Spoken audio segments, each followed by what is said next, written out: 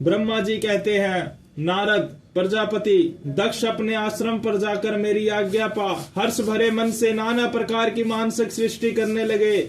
उस प्रजा सृष्टि को बढ़ती हुई न देख प्रजापति दक्ष ने अपने पिता मुझ ब्रह्मा से कहा। दक्ष बोले, ब्राह्मण तात प्रजानाथ, प्रजा बढ़ नहीं रही है प्रभु। मैंने जितने जीवों की सृष्टि की थी वे सब उतने ही रह गए हैं। प्रजानाथ मैं क्या करूं? जिस उपाय से जीव अपने आप बढ़ने लगे वह मुझे बताइए, तदनुसार मैं प्रजा की सृष्टि करूंगा, इसमें संशय नहीं है।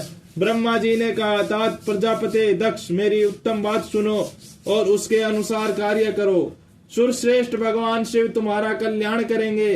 पर जेस प्रजापति पंचजन वीरण की जो परम सुंदरी पुत्री अशिकनी है उसे तुम पत्नी रूप से ग्रहण करो। स्त्री के साथ मैथुन धर्म का आश्रय ले तुम पुनः इस प्रजा सर्ग को बढ़ाओ। अशिकनी जैसी कामिनी के गर्भ से तुम बहुत सी संतानें उत्पन्न कर सकोगे। तदंतर मैथुन धर्म से प्रजा की उत्पत्ति करने के उद्देश्य से प्रजापति दक्ष ने मेरी आज्ञा के अनुसार वीरण प्रजाति की पुत्री के साथ विवाह किया।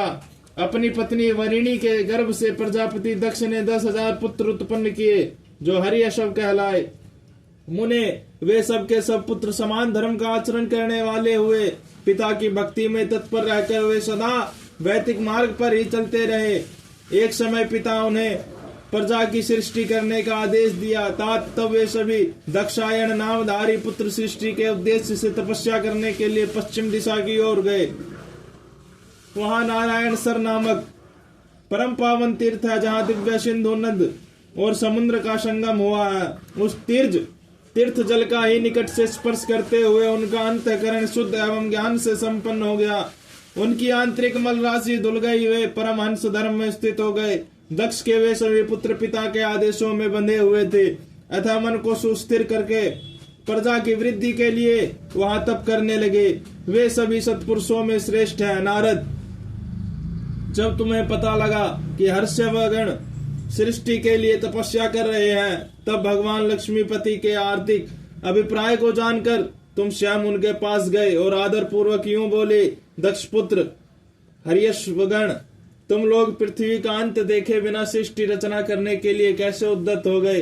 ब्रह्मा जी कहते हैं, नारद हर्यश्व आलस्य से दूर रहने वाले थे और जन्म काल से ही बड़े बुद्धिमान थे। वे सब के सब तुम्हारा उपयुक्त कथन सुनकर स्वयं उस पर विचार करने लगे। उन्होंने यह विचार किया कि जो तुम शास्त्र रूपी पिता के निर्वृत्ति परक आदेशों को नहीं समझता, वह केवल रज आदि गुणों पर विश्वास करने वाला पुरुष सृष्टि निर्माण का कार्य कैसे आरंभ कर सकता है। ऐसा निश्चय करके वे उत्तम बुद्धि और एक चित्त वाले दक्ष कुमार नारद को प्रणाम और उनकी परिक्रमा करके ऐसे पथ पर चले गए जहां जाकर कोई वापस नहीं लौटता है। नारद, तुम भगवान शंकर के मन हो और मुने तुम समस्त लोकों में अकेले विचार करते हो। तुम्हारा मन में कोई विकार नहीं है, क्योंकि तुम सदा महेश्वरी की मनोवृत्ति के अनुसार ही कार्य करते हो। जब बहुत समय बीत गया तब मेरे पुत्र प्रजापति दक्ष को यह पता लगा कि मेरे सभी पुत्र नारद से शिक्षा पाकर नष्ट हो गए, मेरे हाथ से निकल गए। इससे उन्हें बड़ा दुख हुआ। वे बार बार कहने लगे, उत्तम संतानों का पिता होना शोक का ही स्थान है, क्योंकि श्रेष्ठ पुत्रों के बिछुड़ जाने से पिता का बड़ा कष्ट होता है। शिव की माया से मोहित होने से दक्ष को पुत्र वियोग के कारण बहुत शोक होने लगे। तब मैंने आकर अपने बेटे दक्ष को बड़े प्रेम से समझाया और संतावना दी। देव का विधान प्रबल होता है इत्यादि बातें बताकर उनके मन को शांत किया। मेरे सांत्वना देने पर दक्ष पुनः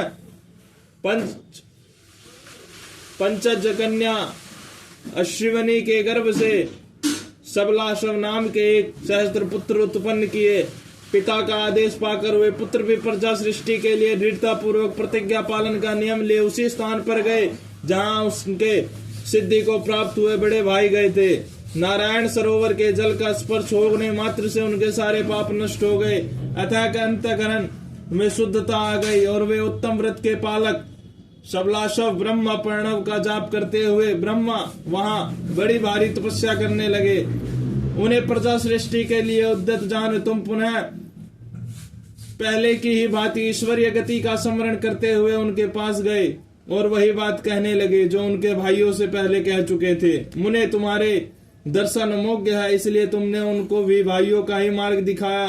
अतः वे भाइयों के साथ पथ पर उधर गति को प्राप्त हुए। उसी समय प्रजापति दक्ष को बहुत से उत्पात दिखाई दिए। इससे मेरे पुत्र दक्ष को बड़ा विस्मय हुआ और वे मन ही मन दुखी हुए।